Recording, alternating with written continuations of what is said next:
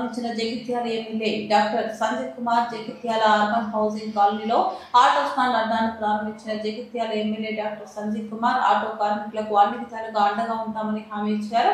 Urban housing కాలనీలో auto stand, bus stand ఏర్పాటుకు కృషి చేస్తానని హామీ ఇచ్చారు. ఈ కార్యక్రమంలో మాజీ మున్సిపల్ చైర్మన్ గిరి నాగభూషణం, అడవల లక్ష్మణ్, చెప్పట్ల సుధాకర్, తొలి ప్రేమ శ్రీనివాస్, చింతా సుధీర్, రామగిరి రమేష్, స్వామి, ఖలీల్ రాజు, ఫజల్, అక్బర్, సలీం, సోహెల్, లతీఫ్, ఫజల్, ఇమ్రాన్, శ్రీనివాస్, ఆటో యూనియన్ సభ్యులు తదితరులు పాల్గొన్నారు. కలిసిమెలిసి ఉండాలి. అటు రాజారం, నుకపల్లి అని వేరు అనుకోవద్దు. ఇది ఇప్పుడు జగిత్యాల పట్టణంలో కలిసిపోయిన కాలనీ. ఇది అధికారికంగా కాగితం మీద చూసినా రేపు మున్సిపల్ అయినా అన్ని కూడా మనకు ఉంటాయి. మున్సిపల్ డబ్బులు కూడా పెద్ద ఎత్తున ఈ కాలనీ ఏర్పాటు చేస్తున్నాం. ఆ సందర్భంలో బస్ స్టాండ్, ఆటో స్టాండ్ కూడా ఏర్పాటు చేస్తాం. నీళ్ళ విషయంలో చాలా పెద్ద ఎత్తున డబ్బు ఖర్చు పెట్టడం జరుగుతుంది. నీళ్ళ ట్యాంక్ కూడా పెద్ద కట్టినాం. కొన్ని చోట్ల నీరు రాలేదని చెప్తా ఉన్నారు, అవి కూడా చేస్తాం.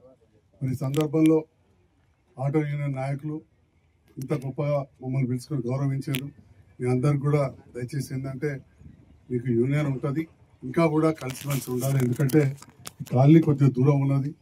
చాలా మంది మీలాంటి పేదవాళ్ళే ఇలా ఉంటారు.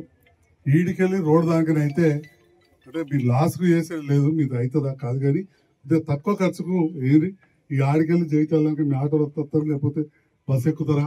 కానీ ఈడికెళ్ళి అయితే నడవలేని వాళ్ళు చాలా మంది ఉంటారు. మరి అప్పుడు చాలా దూరం 2008లో 17-16 ఏళ్ల కింద ఏర్పాటు చేశారు. మరి ఇంత విలువైన స్థలం, ప్రజల డబ్బు, ప్రభుత్వ డబ్బు ఇప్పుడు ఇందిరమ్మ కాలనీకి ఏర్పడ్డది. ఇందిరమ్మ ఇళ్ళ వాళ్ళు కూడా దాదాపు 400 మంది ఉంటున్నారు. ఇందిరమ్మ ఇళ్ళ వాళ్ళు ఉంటున్నారు. తర్వాత కేసీఆర్ గారు ముఖ్యమంత్రి అయిన తర్వాత ఇల్లు కట్టినాం.